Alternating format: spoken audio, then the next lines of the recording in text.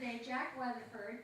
And some of you know, but Jack and I are friends dating back a long time ago, both at McAllister, where he earned the distinction of being the DeWitt Wallace Chair of the Anthropology Department.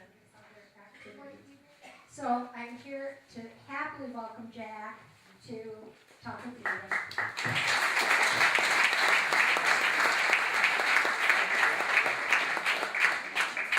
Thank you very much, Shereen. I appreciate that. It's so nice to be here and meeting new friends and some very old friends I've known for a very long time. And it makes me very happy to see this vibrant life that's here on Spring Island. So I thank you all for the hospitality and for inviting me here to talk about a subject that's so far away, but actually we're going to connect it at one point right here to South Carolina. But it's so far away because if you ask somebody, what's the epitome of a barbarian? They're probably going to say either Genghis Khan or they're going to say Attila the Hun. That those are the worst people in the history of the world. They're only known for killing, and the stories are extremely graphic and bloody. And I don't want to deny all of that, but I want to say that there is another picture. There is more than just that. That someone like Genghis Khan was a unique person in the history of the world. And I'll go ahead and say now where I want to end up today so you understand where we're leading. And that is, I saw a footnote in a book by Edward Gibbon. Gibbon was, in my opinion, the greatest history writer in the English language. He was writing in the year 1787. He was finishing his massive study of the decline and fall of the Roman Empire. It covered 1,500 years, all the way from Julius Caesar to the fall of Byzantium, of Constantinople, to the Turks. There was some 150 or so different emperors. He knew more about emperors than any person probably in the history of history. And he put this little footnote. There are about 2,000 footnotes in these 5 volumes. He put this little footnote in there that said that the American people, this was, remember, 1787, so they're just now working toward creating their own government after getting independence, said the American people have a religious freedom that seems to be derived from Genghis Khan. I read that and I thought, well, you know, I've been studying him for a while, and how can it be? I mean, I wanted to believe it, but the other side of me was so skeptical. I couldn't see any connection. And he said he thought that John Locke and the philosophers who preached religious got their ideas from him. And then he went on with some more things about Genghis Khan. Well, it became my quest to find out if that was true. I really wanted it to be true. And so this is where I want to end up, the connection of Genghis Khan with American history and the United States Constitution. So that's where we're headed today, but where I want to start, though, is with his life. The most important thing about him probably is that he was the greatest conqueror in the history of the world. Now I say that absolutely carefully because no one comes even close to conquering what he conquered. Alexander the Great, a hero in the Western world, conquered between 1/4 and 1/3 the territory of Genghis Khan. And the day that Alexander the Great died, his empire died with him because his own generals divided up the empire and destroyed basically his family. And he's never even had a dynasty to create. Genghis Khan created an empire that lasted for a century after he died. So the greatest conqueror in the history of the world. I would even say the Mongol Empire was the largest empire in the history of the world, but that's somewhat debatable because if you count the British Empire more recently, and if you count all the water that they controlled, then it's a little bit larger. But I think for a land empire, the Mongol Empire was the largest in history. If you just think about one country that controlled China and Russia, no other conqueror in the world has conquered those. And not only that, but places such as Korea, Afghanistan, Iraq, Syria. Sound familiar?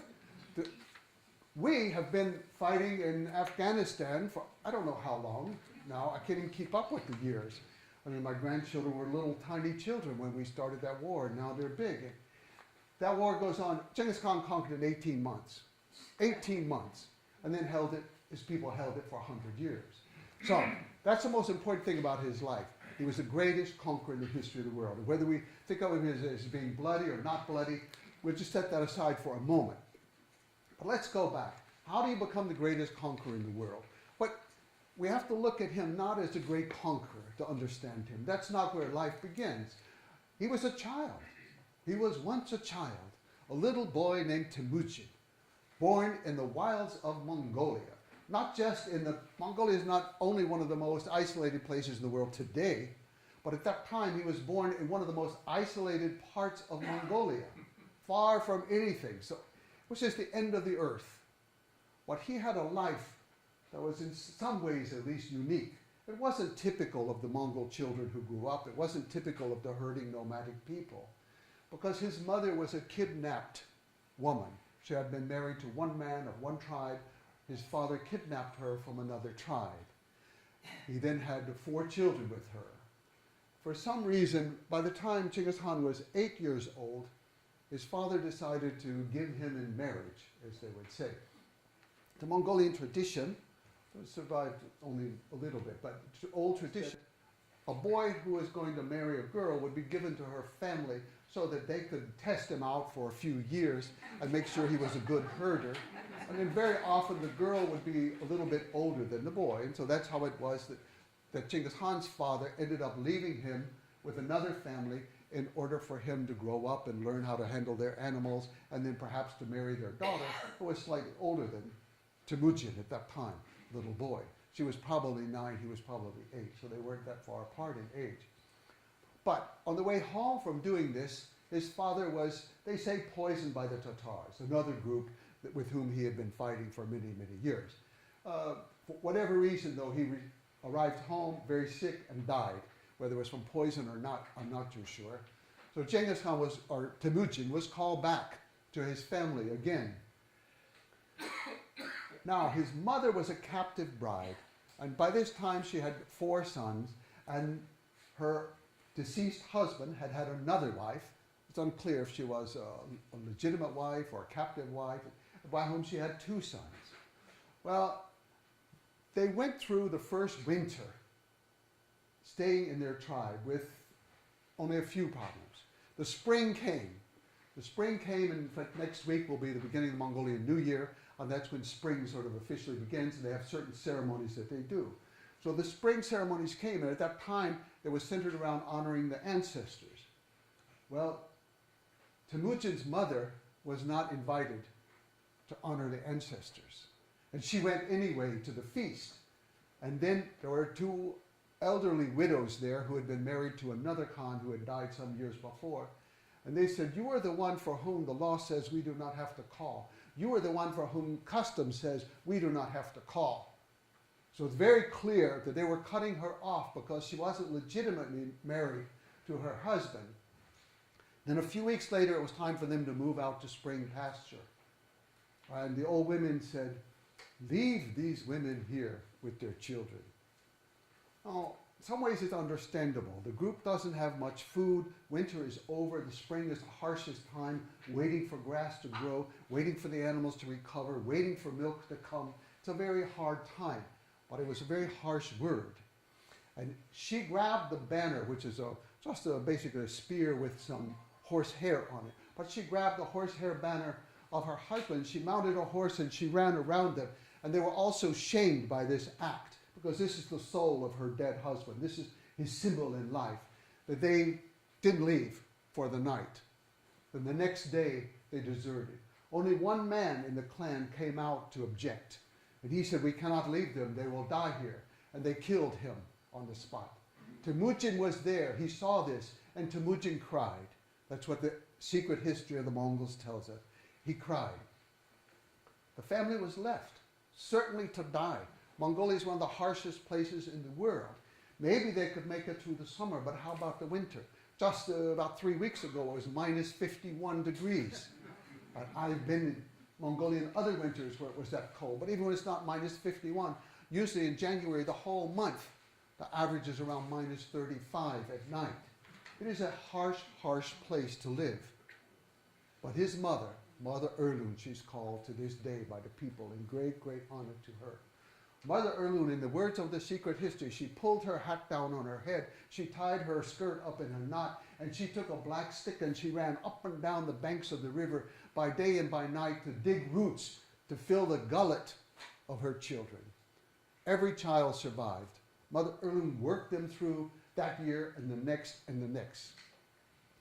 So this is an extremely deprived childhood as an exile in this harsh country, living alone with their little family off in the country in this very deserted place. But one of the things that's important too is he is cut off from all religious training. Because religion at that time is very specific to your place. You have to know this mountain, the spirit of this mountain. You need to know this river. You need to know what's right here. And you need to know your ancestors. His mother had been cut off from the ancestral ceremonies. His father was dead. His uncles neglected him. Now, under Mongolian law, his uncle should have married his mother. That was the law. And especially they had helped to kidnap her. They went with him on the raid to kidnap her. But they said she wasn't a legitimate wife, so they did not have to marry her. So he had no uncles to train him. He basically grew up then without any religious training. And he turned to the mountain where he grew up.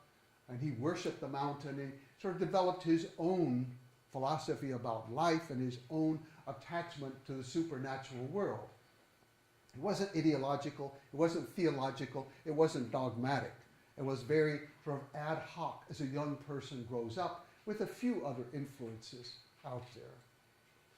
So that's his background. But then this girl to whom he was engaged as a boy, it said that she had fire in her eyes and he had fire in his eyes, and that they loved each other even as children. And her mother brought that girl to him in the middle of nowhere.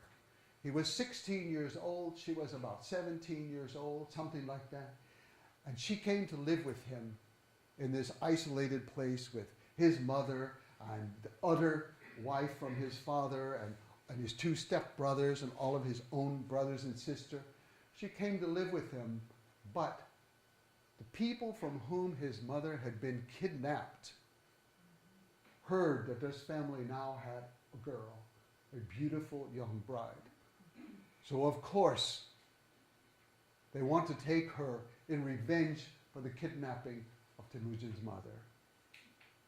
So this little group, they had an old lady living with them at this time. It's a little unclear where she came from or how she ended up with them, but these things happen on this step. What they call the Granny Kawakchin, or Grandmother Kawakchin. And as old people often do, she doesn't sleep so well through the whole night.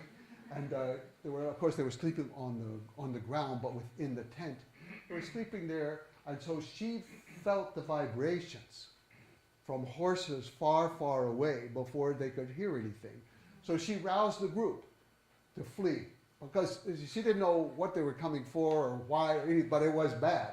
Horsemen are coming in the night. They are certainly not coming out of friendship, especially if they're riding fast. And she can hear the vibrations from fast-moving horses. So she sounded the alarm. The whole family jumped up. They were all loaded onto horses. They had one extra horse. And so Temujin's wife, Bershta, could have taken that horse. But Temujin's mother, Mother Erlun, she was committed to preserving the lives of her children. She had fought all these years to keep them alive. And she knew what those men wanted. She knew they wanted a young wife. So his mother decided, we leave his wife and we leave Granny Kawakchin. Maybe they can escape, maybe not, but they will divert the men long enough for us to escape into the mountains.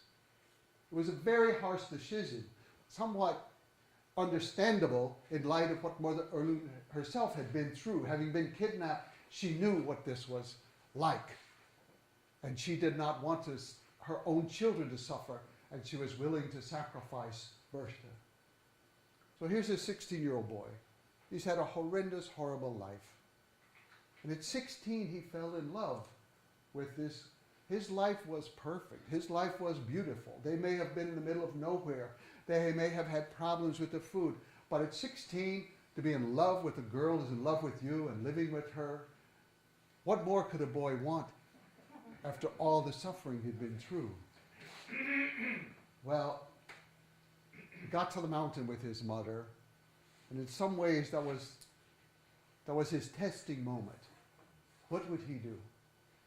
His mother had made the decision, but now what would he do?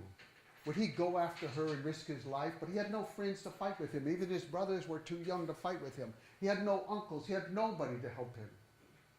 Well, would he go look for another wife? What would he do? 16 years old, he decided he did not want to live if he could not live with Bertha. He wanted her back more than anything in the world. So he didn't know how to do it. But then he decided he had to have people to fight with him. So he went out at 16 to find people. And he pledged allegiance to an older Khan named Wang Han.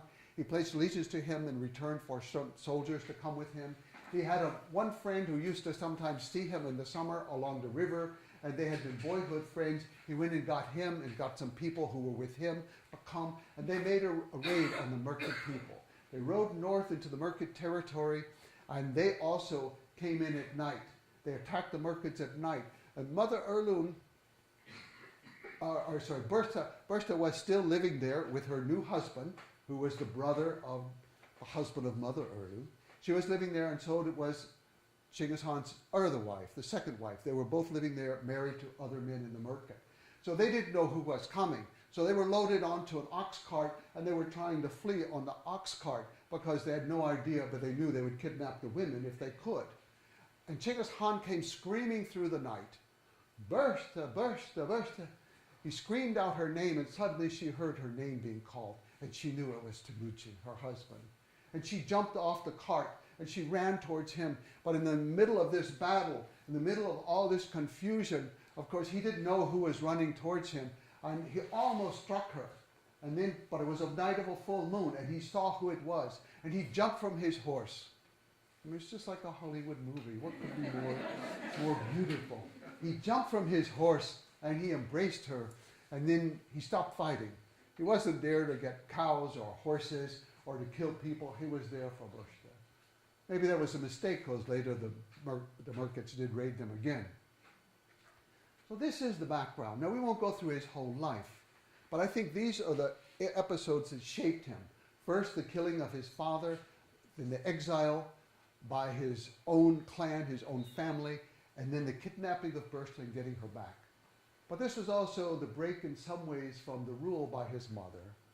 He had decided to get her back. He had done it. He was now a man. He was still about 17 maybe at this point, but he was still a man. It took a long time from then for him to become a chief. His father was not a chief. His grandfather was not a chief. He had no hereditary position to call on. He had no great ancestry to claim why he should be the chief of these people. But one by one, he began to win over followers. One by one, he began to assemble an army, and with them then the families of the different soldiers. So to make this part of the story somewhat short, he finally conquered all of what we call today Mongolia. And then in 1206, he then created the Mongol nation. He had a gathering of all these people he had conquered, all these different Mongol tribes. There were Merkit and Naiman and Tatars and all kinds of different groups in Mongolia at that time. He gathered them, and in 1206 he said, we're going to have a new name, and it's going to be Mongol, and we're all going to be the same. None of us are going to be from the tribe we were from before. We're now going to be one tribe. Because his own family had deserted him, the clan system was not so important to him. So he said, we're going to mix clans. I'm going to rearrange people. We're going to put the army into units of 10. 10 men in a squad, 10 squads in a company, 10 companies in an army, a battalion. They said a wing in a wing. He created his army, and then the family went with that group. So wherever the soldier was, the family had to be a part, and no man could change it. So he completely reorganized the nation in the year 1206. Then there was still several more years before he left to conquer. And people think, oh, he just wanted to conquer and to pillage. And well, I don't deny that the conquest had pillage in it. But if you look very carefully, the historical record of just step by step, year by year, how this was happening. Okay, now he's named Genghis Khan, or Mongolian Genghis Khan, because he took that title in 1206. It's like, well, it's a very strong, inspired person, would be a very loose translation. But Genghis Khan, now, he didn't set out just to conquer the world. No, but he had a delegation come to him from the Uyghur people. We know the Uyghur people still today. They live in the west of China, and they're sometimes in the news today. There are Muslim people now. They had originally come from Mongolia when they were not Muslim, but they went and settled in western China. They became Muslim, and at the time of Genghis Khan, they were Muslim. They came to him because a Mongolian Khan from the Naiman tribe had come into their territory. This was called the Empire of the Karakatai people. And it's a very interesting history, which we won't go into today. But this young man named Gutsluk, he came in from the Naman tribe, and his father had been the Khan of the Naman people until Genghis Khan had conquered them. And he had been killed in that battle, but Gutsluk fled. He went to the Karakatai, and he persuaded the king, or sometimes they say emperor or Khan, of the Karakatai to allow him to marry his daughter. So he married the king's daughter. Then he overthrew the king. He had been a Christian. The Naiman were a Christian tribe. There were many, many Christian tribes in Mongolia at this time. He had been a Christian, but now he converted to Buddhism, and he became what we might call a Buddhist fundamentalist. He wanted to impose Buddhism on everyone. He wanted to unite his empire with one religion. And of course, most of his subjects were Uyghurs. They were mostly Muslims. Only the elite, the Karakatai themselves, people, were Buddhists. So first he tried to persuade the people. They were not persuaded. Then he passed laws to close down the mosques, to forbid the teaching of the language, to forbid the clothing, all of these things. So the Uyghur people sent a delegation to Genghis Khan, and they asked him to liberate them, because they knew that Genghis Khan had defeated Gutsluk's father, and they wanted him to come and defeat Gutsluk. Genghis Khan agreed. So this is his first campaign outside of Mongolia. It's very interesting. It wasn't for pillage. It wasn't for conquest. It was in order to free the Uyghur people. And the Uyghurs said, we will be allied with you. We will pledge our allegiance to you. We will be our subjects to you forever if you can free us and let us be Muslims. So he did. He went in. His army went in. They conquered. They chased Gutsluk up into probably what is now Pakistan, in that area. And they killed him. And then they came back. And then Genghis Khan made his first, what we'd say, international law. He had made laws already for the Mongol people, though based upon tradition, but also some laws that were new, such as the division of the clans. So he already had Mongol law. But now he was making a law for new people who weren't Mongols, but were going to be included in his empire, the Uyghurs. And what he said, he had read in every village that every person has the right to choose any religion. That was his law. That was his law. He was not the first person in history to give some type of religious freedom. Depends on how we define religious freedom.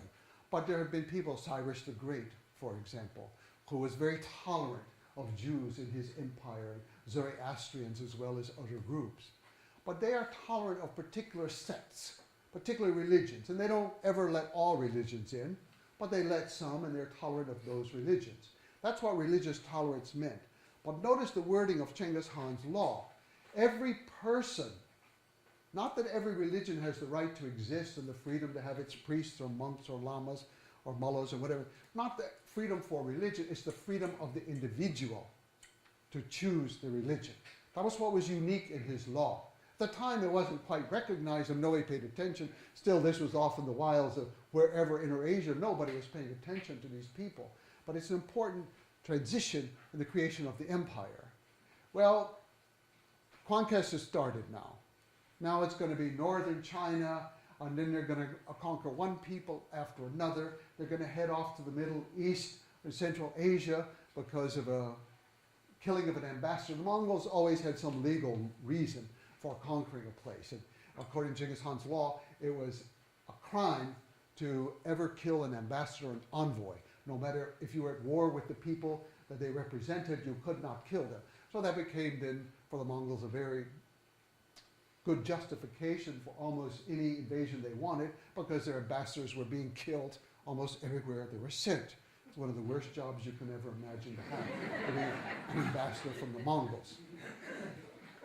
So he starts moving across Central Asia, city by city, country by country, and conquering them. But he's already learned a very important lesson, and that is that civilized people, and see, by civilized we mean sedentary people live in villages and cities, and civilized people, such as the Uyghurs, are divided by religion.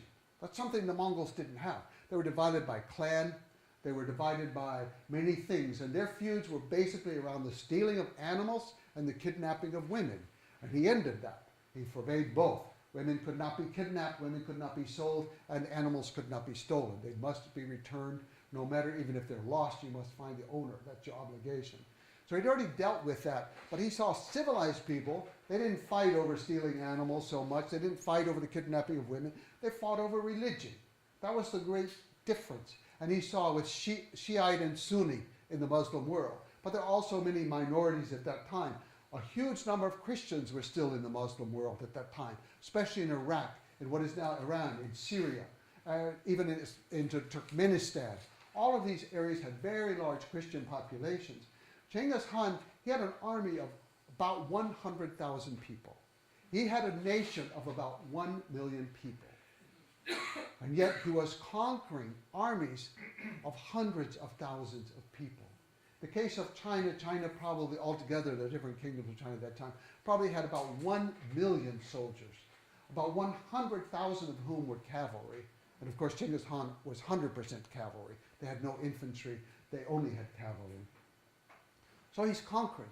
He's learning about the differences in religion. He's seeing how he can play one off against the other. And as long as he gives them religious freedom, he finds that many people will flock to him. So in the early days, a lot of Christians and a lot of Jews flocked to him. And he would change from Shiite to Sunni, and what he would favor, and who would be fighting with him and who would be fighting against him. There's no way he could have conquered these places alone.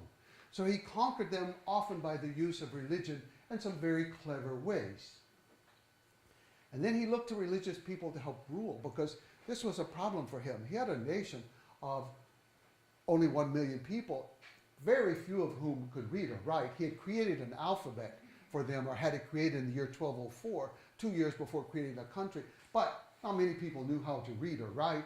They couldn't administer territory. And he needed every man out there in the war. He needed every woman administering. They were mostly in charge of the silk trade and the routes and some of the cities that were conquered. So he had his daughters placed to rule certain areas, and his sons were in the war. He had nobody to run these countries on a day-to-day basis. And he looked to religions. He thought that maybe they could help. The Buddhist religion, the Muslim religion, the Christian religion. And he found that each one had something to offer. Almost each one. He didn't think the Confucians had much to offer. He didn't understand. They were teaching calligraphy and poetry and philosophy and training these mandarins, and he didn't allow mandarins in his government anyway. So he never quite found anything with them. But the Buddhists seemed to have a lot going on with religion, with medical care, for example, and with healing. And the Taoists were also good. They had these magic elixirs that could do all kinds of things. And then the Muslims were very good because they had numbers and they had the zero, and they could do accounting the way no one else in the world could. So he spread Muslims throughout his empire, and they were sent all through China doing this. And the Christians, well, he did find out they could work metal. That was one thing they could do. So eventually they brought in a few thousand miners from Saxony in Germany over to work. But they didn't have too many talents that the other people didn't have. But nevertheless, he was tolerant of all these religions. And so it's a mixture of tolerant because it seems just, it seems right to him, but also for practical reasons. I don't want to pretend that, oh, he was enlightened and he came along and he was an environmentalist and he was, he was a feminist because he outlawed the... No, he wasn't ideological. He was a very practical man. And these were all practical solutions. You outlaw the kidnapping of women, you outlaw religious persecution, you outlaw forced conversions, you outlaw these things. It makes for a practical rule. It's a very practical man. But then something happened to him in Afghanistan. Something happened. He felt that he was blessed from heaven because the mountain had protected him, and he would pray on the mountain to the heaven. His life had been good, and all of his sons had grown up. His daughters had all grown up. None had died. None had been killed. His grandchildren were growing up. He had a wonderful life. Afghanistan, he had a wonderful relationship with one of his grandsons named Mutigan, who was the head of Chagatai, and his grandson of Chagatai, the second son of Genghis Khan. So Mutigan, okay, I look at it a little bit differently. I mean, Mutigan was a little bit of a wild boy. He was having a few children here, a few children there, and he was having a good time, but for some reason, Temujin or Genghis Khan loved this boy, and it was like the golden child. Well, he sent him off to the valley of Bamiyan. You know Bamiyan because that's where the great Buddhas were. These very, very tall Buddhas until the Taliban started firing on them. And he sent Mutigan into the valley of Bamiyan. And then, as the great Persian chronicler Giovanni said, the thumb of fate fired an arrow that struck him down. He was killed. For Genghis Khan, it was unimaginable that somebody in his family could be killed because they were blessed by heaven. They had been so blessed. His mother had raised all the children. The heaven had risen him up and taken him up into this high position. And how could it be that this boy he hoped would one day be the heir of his empire was killed? How could it be? He called the father, Chagatai, to him. And Chagatai came. And Genghis Khan said, "You will not cry. You will not say anything of what I'm going to tell you." And the son said, "Yes, father." He said, "Mutigan is gone. That's all." Chagatai wasn't allowed to express any emotion, to show any sign of sadness or mourning, any tear. And Genghis Khan did not let anyone mourn Mutigan. Instead, they would take out their anger on other people. Other people would cry. Other people would mourn. Other people would scream. Other people would suffer. This became the worst episode of the Mongol conquest, because the people of Central Asia, from Afghanistan and especially into Persia, suffered the worst of the conquest. Part because of the rage of Genghis Khan at the death of his grandson, but also because as soon as word spread that he had been killed, all the people in that area thought that the magic spell of the Mongols had been broken, and they rose up in rebellion. So suddenly here you are with an army of 100,000, and you're in this territory of millions of people who are now rebelling against you. And so he rode through with no mercy. If a city rebelled, they would kill everyone in that city if necessary, right down to the dogs and the cats if necessary. But usually it wasn't necessary, because it was better to let a certain number of people live, but let them flee to the next city, in part because it would show them the way to the most weakest point through the territory to the next city. And once they got there, they would terrorize the city with the tails. They would also bring disease with them, perhaps. They would use up the water. There would be no place. They would weaken the city before the army of Genghis Khan arrived. This was the worst suffering of the people. And in many ways, I would say the Muslims suffered more than any other people under the early Mongol rule. Later, they profited, I think, more than most will say today, most will recognize. But I'll just leave that for another discussion. But Genghis Khan, now he's changed a lot, not only personally and emotionally, but in his whole way to running his empire, into the whole conquest. Everything has changed a lot for him. This is the only point that I can say in his later life that was important to him as much as the kidnapping of his wife and the death of his father early on. It was another turning point in his life. The army finished its conquest, and they did. They did not lose another battle. They conquered place after place, and then they had been so successful, he sent part of the army up through the Caucasus into the south of Russia, and they defeated the Russians in the south, and the Kipchaks and the Ossetians, all of these people. And this is the great empire, and he decides to go back to Mongolia. He went back, and they had a summer, you can imagine what that summer was like. Here they were, the most victorious army in the history of the world. They come back, they haven't seen their family in 4 or 5 years. They come back loaded down with everything you can imagine. Silk and gold and diamonds and servants all over. Now no Mongol will ever have to work again, and you can sit around in your wool tent, and you can decorate it with silk, and you can have diamonds and jewels and rubies all over. I mean, the Mongols were rich. But Genghis Khan, I think he recognized the power of affluence to destroy what he had created. That's maybe one part of the reason for creating another invasion. But there's another reason too. Before he went to the Middle East, one of the early people he conquered was called the Tangut. And they were a Buddhist people, sort of like the Tibetans. They were related to the Tibetans, but to the north of Tibet. And so he had conquered them, and they'd sworn allegiance to him. And then when he marched off to conquer Central Asia, he told the Khan or the emperor of the Tangut, send an army to go with me. And the emperor of the Tangut sent back the word, well, if you can't conquer them by yourself, you shouldn't go. That was maybe not the right person to say that to. Because he went on, he conquered Central Asia, he came back, but he remembered. So he invaded the Tangut territory. And now this is near the end of his life. He invaded them in 1227. The summer came, and the summer can be very harsh for some people. I think especially people in the cold climate, the summer can be harsh. And about a year and a half before, he had fallen from a horse or from a wild horse in the south of the Gobi, where he was hunting, and he had hurt his leg, and it never quite healed, and there seemed to be problems. It was just coming the end of life for him. And he had a wife with him. This was not Bursa. Bursa was still back in Mongolia. He had 4 wives all total. But his wife was in him, and she nursed him, and she kept him inside the ger because he wouldn't give up the siege. And he was afraid that if the enemy army knew he was sick, they might be invigorated by this knowledge. But his army defeated the Tangut people. And so the Tangut emperor came out with all of these gifts to bring to Genghis Khan. He brought everything you can imagine, a gold Buddha, and all of this, that he wanted Genghis Khan to accept Buddhism, and he wanted to accept all these luxury goods from the Tangut people in exchange for allowing them to live. Genghis Khan would not allow him into the ger.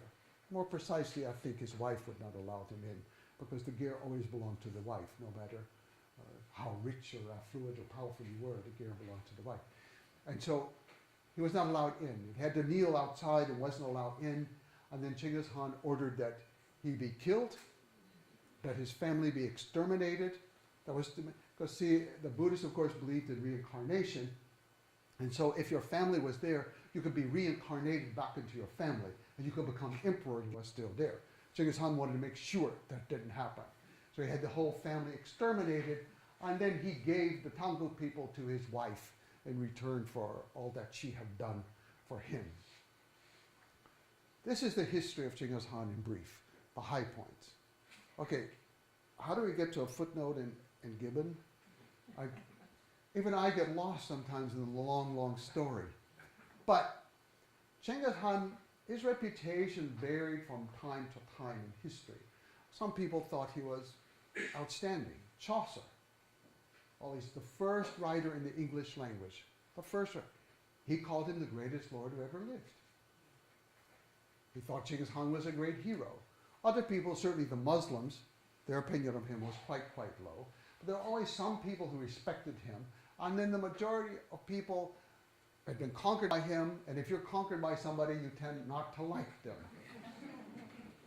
So his reputation was very negative. And he had not allowed anything to be written about him in his lifetime. No statues could be made, no portraits could be made, nothing could be written about him. So his reputation was very bad. But then, in the 1600s, along came this woman of absolutely no importance in history, as far as most people would know. She's relatively unknown, certainly obscure today. But she was a very special woman. She was born in France. She was a Huguenot. And in 1296, when the Edict of Nantes revokes religious freedom for the Huguenots, they would either convert, flee, or die. She fled. She never married because she had no money. She had to support herself as a nanny for various families in Amsterdam and later in London. But she had a literary interest. I don't even want to say talent at this point, because I think sometimes you develop your talent through your interest. She had a literary interest, and she wrote the first Western book that was ever written about Genghis Khan. She wrote it as a novel because so little was known. And she portrayed him as this gallant hero. And it was her book that made the first real impression on people in Europe. Because Genghis Khan had not conquered Europe. He had left no lasting impact. Chaucer had chosen him as some exotic figure to exemplify compared to the kings of Europe. And so she's written the first book. That was my first clue. Okay, we're getting into European history. They're paying attention to Genghis Khan. And lo and behold, what did I discover? That book, it's called Zingis, Z-I-N-G-I-S. Zingis was in the library of George Washington at Mount Vernon. Oh, bingo, I must have just, oh, this is so great. And also I even was able to trace down the history of the book. Martha Washington had brought it into their marriage and all. I was just so happy. I never found any indication that anybody ever read the book. I searched through the papers of George Washington, searching through this and that, for any quote, any reference to Zingis or Chinggis or anything like that. Nothing, nothing, nothing. But Angela Rose-Guillaume, the woman who'd written Zingis, she inspired a new inspiration. She inspired a new interest in France and in Europe in general, but especially in France, because her book had been so successful. Now the first scholar wrote a real biography of Genghis Khan. And he wrote it in French, but the English version is Genghis Khan the Great. So you can see right away where he's going with his kind of thought. And his name was Petit de la Croix. And he wrote this book that became a bestseller in many languages, but it was really very historical because he spoke Turkish. He spoke several different languages. He was the royal translator for the court. He had been to Turkey, and he had access to these Persian chronicles. He brought all of this information into his book, which was absolutely outstanding. So then I knew it had to be something with his book. I didn't know what, so I began to research. But how does John Locke come in? I couldn't find that any connection with John Locke. And Gibbon had specifically said, and this is where South Carolina enters the story of Genghis Khan. It's just hard to believe, but he had said that if we looked at the work of John Locke, and especially in the Constitutions of Carolina, because John Locke was the secretary to Lord Anthony Ashley Cooper, one of the Lord Proprietors, and he had written the terms of agreement for how to run this place in 1669. And it was the first document to ever be called a constitution, although it was in the plural. He called the Constitutions of Carolina. He set up the government, and he allowed religious freedom in that. In that regard, Gibbon was right. But for the first time, I had to turn against this man whom I love so much. I'd say, okay, he was wrong about one tiny little footnote. I could find nothing in the work of John Locke that indicated any influence at all from the Mongols. And what was so interesting was when you read the Charter of Carolina, the constitutions as they were written, yes, it granted religious freedom in a certain sense, and that is that the established churches would have the freedom to operate, and the people would have the freedom to belong to it. But the Church of England would be the established church. If you were an atheist or a non-believer or heathen, you could not be a citizen, you could not live within the Carolinas. I think some heathens eventually got here, but at least initially they tried to keep, well, they're still trying to keep them out. But these people were denied, and also slaves had to belong to the religion of their master. This is not religious freedom. This is freedom for certain sects out there, not religious freedom. Genghis Khan's law, remember, was the freedom of the individual. So I found nothing in John Locke on this. It's the only tiny, tiny detail that I would ever say that I found Gibbon to be incorrect. There was no, and even there he was only speculating in a footnote. So that part, so then I realized, don't look for the evidence in the work of John Locke. Look in the Founding Fathers.